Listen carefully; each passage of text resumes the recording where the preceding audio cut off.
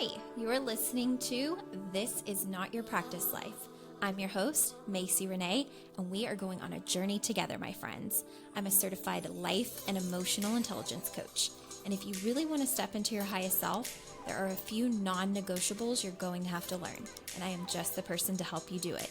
No matter your past, I'm here to help you create a more fulfilling future. So stick around with me. Not only will I teach you how to navigate your brain's daily mind drama, but I'll help you actually understand your mind, your emotions, why you do the things you do, and why others do the things they do. Most importantly, I'll help you build the self-awareness skills to create whatever results you want. It's never too late to change the trajectory of your life. After all, this is not your practice life.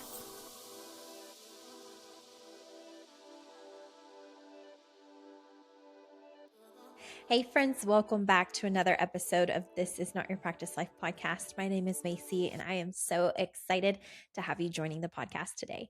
So today we're going to kind of lighten the mood a little bit. A lot of my podcast topics are deep and they make you think of all of your emotions, and sometimes they are episodes that bring about hard realizations and epiphanies and work that you can be doing in your life. And while this is also work that you can be doing in your life, this is geared to be some of the fun, lighter, more gratitude filled work that you have the potential to practice in your life. And it's all around romanticizing your life.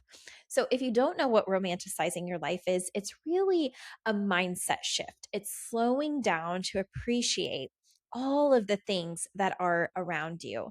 I want to focus on joy because our world is filled with so much negativity. I mean, we are living in a time where we get immediate access to news, to events, to tragedies, to the hardships that are happening all around the world 24/7. It's at the tips of our fingers.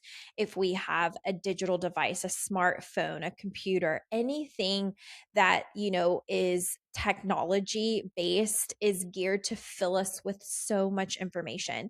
And it's a catch-22. While there are wonderful resources out there in the world, things like podcasts and audiobooks and YouTube clips and TED Talks and all of the things that we can really get a lot from, there's even more things in the world that really have the capacity to drain our energy and to pull us out of loving all areas of our life or feeling joyful more than we feel bogged down by all of the information we're consuming.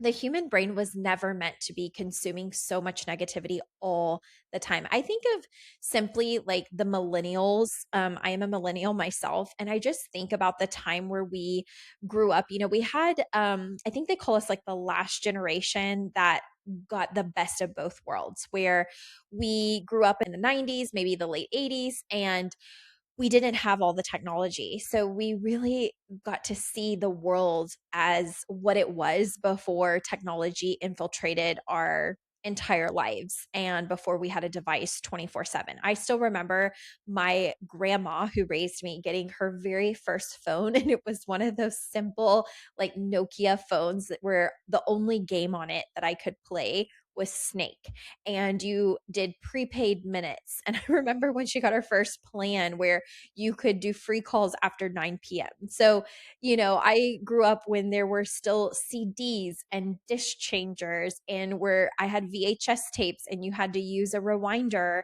in order to rewind VHS movies. And if you're younger than that, you may not know anything that I'm talking about. I remember the phones that, I don't know if they're called rotary phones or whatever, where you had to, just a different time. And then here we go in, the early 2000s. And I think it was maybe 2005, 2006, where I got my first official cell phone. And ever since then, everything's just been fast. And then we have all the world events, 9/11 and school shootings and just constant, just not only consuming, but bad news, bogged down news, COVID, like all of these things that one's brain is just not meant to know everything about everybody all around the world all the time. There are certain aspects where it can be great to stay informed. And then there's other times where it just becomes too much for one person's capacity and it becomes very heavy. And so I wanted to do an episode to help you reconnect to gratitude and to joy and to slow you down. And that really is romanticizing your life and knowing how to do that, because even if you're in a hard season right now, learning how to slow down and romanticize your life is finding the good in the now, because one day this may be a season you want to reflect on and you don't want to have the memory of all of it, going to hell in a handbasket or all of it being terrible, because there really is good if you're looking for it. If you're not looking for it, you'll miss it. And it's really easy for our brain to focus on what it doesn't like and the negatives. That's how our brain was designed. So I want you to really learn how to romanticize your life so that you can enjoy it. You can bring back joy. So no matter what this season looks like, whether it's already joyful or whether you're really struggling, romanticizing your life can help a lot. And here are just some of the ways you can do it. Now, first and foremost, obviously, there are a plethora of resources online to look at different ways to romanticize your life, but I'll share some of mine that I really love and that I like to slow down and pay attention to. And I'll especially tell you how I do this in times and seasons where, maybe I'm feeling a little meh or blah or bogged down. So one of the things I love to do to romanticize my life is and maybe it's the Libra in me, I don't know, but I really like to make things pretty. So when I am looking around in my home, making things pretty can be something like how I set something up on one of our end tables, or lighting a candle, getting a beautiful bouquet of flowers, nurturing those flowers, actually trying to keep them alive in a vase or vase. Just making my environment feel really good. It could be a throw blanket. It could be just artwork that makes me excited to walk into the room or that means something to me. It could be pictures of my family and little picture frames. And none of it has to be expensive. Romanticizing your life isn't always a monetary thing.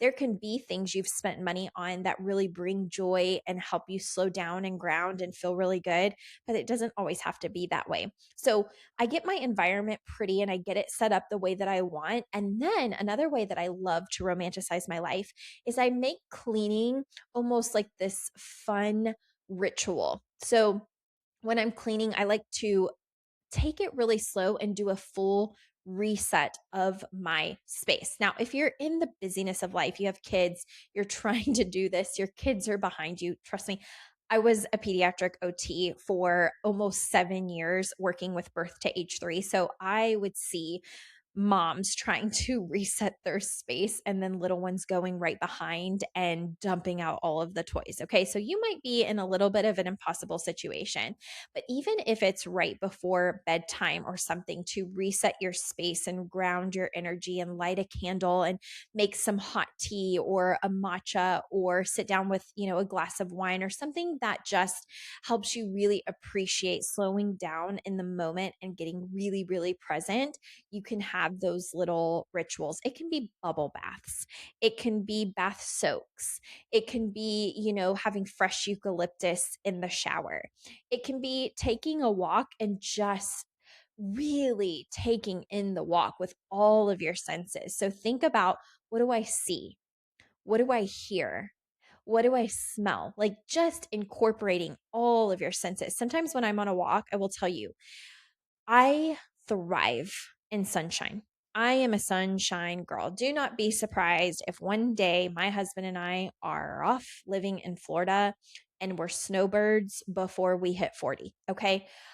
I thrive in sunshine. That was one of my favorite things about living in Las Vegas is every day I would wake up to full blown sun and I thrived. I loved it. And then we moved back to Kentucky, and Kentucky just has a lot of gray and a lot of rain and a lot of not solid, consistent sunshine, especially not like it was in Vegas. And I will tell you that it really does affect my mood. You combine that with getting into the fall season. And although I love fall, we start to lose our sunlight. And eventually, in a couple months, it will start getting dark at 5 p.m. So I tell you, like mentally, I start going to a place that isn't always the most positive, happy place. So I need ways to romanticize my life. And there are a few things that I do. When I go on a walk, I really pay attention to the season changes. I pay attention to how my neighbors have decorated for the season. So I've been really intentional this past year, if you call it the last 365 days. I've paid attention to like all the little decor that they put out. I try my best not to be looking at my phone when I'm out with my dog. If it's rainy, which is a day that I don't really love, I pay attention to the little water droplets on leaves and on flowers. And sometimes I'll even stop and take a photo because I think it's just so pretty and something that, you can really appreciate. Like, thank you for the rain, because with rain, things grow. And next season will be so, lovely because we're getting what we're needing. I have to change my mindset around it because I could really easily go doom and gloom. It's raining again. It's raining again. It's raining again. It's dark. That's really easy for me to do. So I have to find ways to romanticize my life. Same thing if it is a rainy day and I'm going to be stuck inside. If the temperature is nice, I like to open up my balcony doors, my windows, let in the fresh air. On YouTube, and if you've ever been over at my house, you know this to be true. On YouTube, I will put up AI jazz music with these beautiful backgrounds. Sometimes it's the beach. Sometimes it's a cozy cafe in Paris or Italy. Sometimes it's rainy. Sometimes it's fall theme. Sometimes it's Christmas theme with like Christmas jazz and a beautiful AI picture of something really cozy, a fireplace. And that is one way that I romanticize my life. If I can't be outside the way that I want to be outside, I find ways to really bring joy about my environment on the inside and to appreciate the breeze and to pay attention to the curtain that's blowing in the wind and the temperature that feels very, very comfortable. And I'll make myself a hot cup of coffee or a hot matcha or a hot cup of tea. And, I'll sit there and I'll grab my computer and I'll really like take in how grateful I am to be a coach and to be producing, content and programs for my clients or emails that I'm going to send out or upcoming launches. So you find the gratitude and the beauty in the little tiny things. It could be like your kids could be driving you crazy, but you can have a moment of romanticizing your life, of really thinking like, how do I want to love on them today? Or what do I want to remember about this day? Maybe you see a sticky little handprint on the window or a little ketchup handprint on the fridge. And most times in, a time where maybe life feels chaotic and you want a clean environment, that might drive you crazy. But you can choose to romanticize the fact that right now on this very day, they're only going to be little for this short amount of time. They're never going to be as little as they are right now, because tomorrow they will grow and the next day they'll grow and the next day that they'll grow. And one day you are going to look back and you're going to remember the little tiny version that only exists in pictures and videos of a time period you can never get back.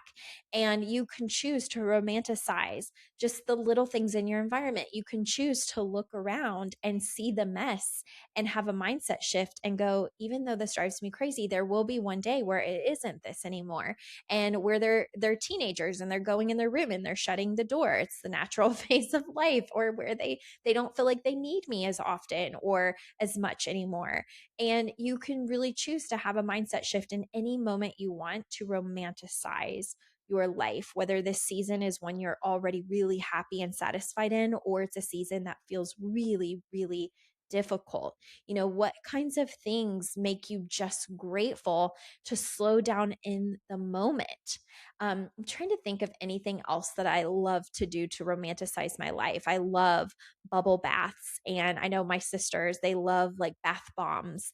I've watched people have all different types of things. It could be maybe a hobby, romanticizing being able to crochet or knit or do pottery or paint or anything like that, that you create this beautiful slowing down and you really use all of your senses to be present in the moment and make your life this beautiful masterpiece, because you're the artist, you're the person curating and crafting your life. And we can't control all the other people in our life. You know this from listening to my podcast, but you can control you, and you get to control how your life feels. And a lot of that is based on your mindset around it and how you're looking at it, and also your ability to emotionally regulate and the actions that you choose to partake in or not partake in. That all creates the result that you're living in your life. Okay.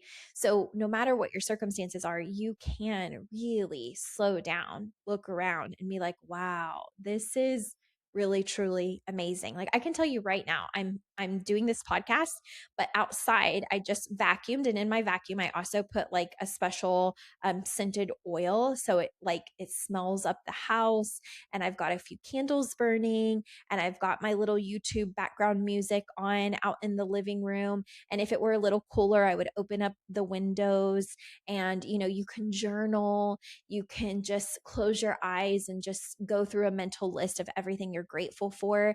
You can really scan your body and be so grateful. You feel good today, you're healthy today, you can walk today. You were able to get up and get ready, you can go run errands. I love romanticizing even my trips to the grocery store. For some people, going to the grocery store is real torture.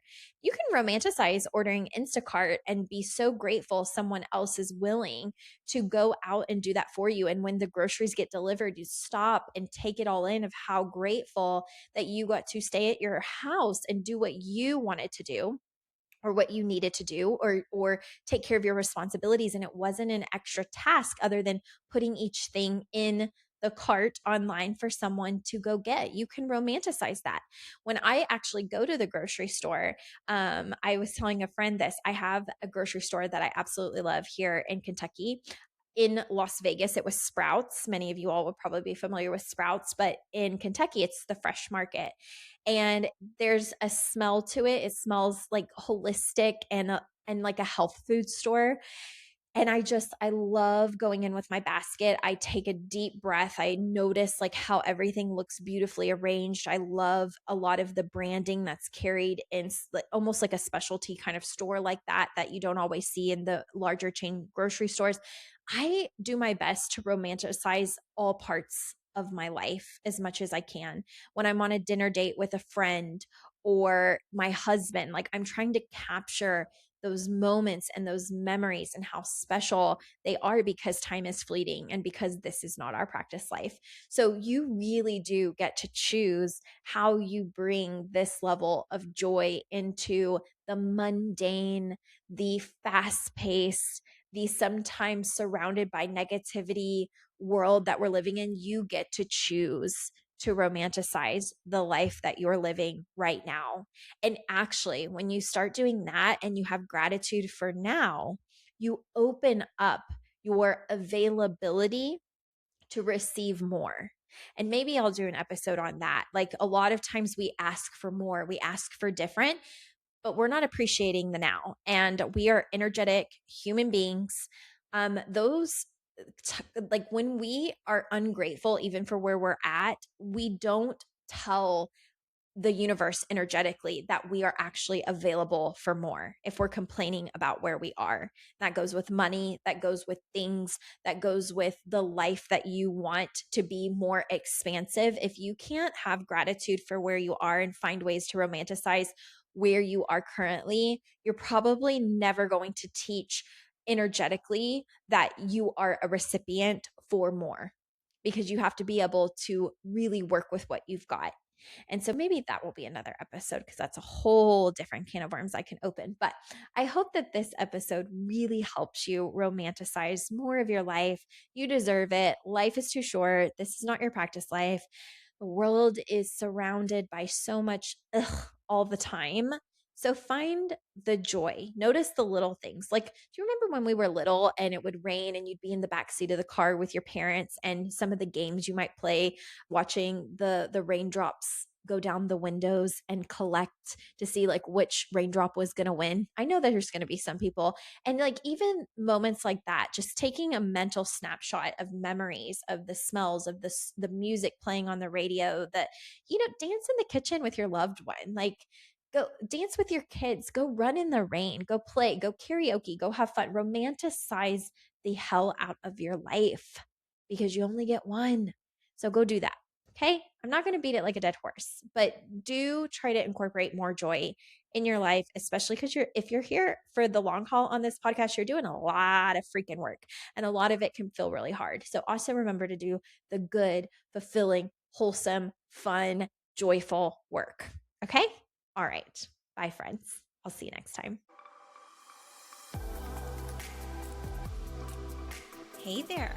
Thank you so much for joining me on today's episode of This Is Not Your Practice Life podcast. If you'd like to connect on social media, you can find me on both Instagram and Facebook at Macy Renee Coaching. And if you want to stay up to date on all of my offers, announcements, and inspirational emails, you can join my email list at macyrenee.com. In addition, if there's a way that I can further support you in your coaching journey, you can schedule a free 60-minute consult at macyrenee.com anytime you want so we can discuss the best options for you.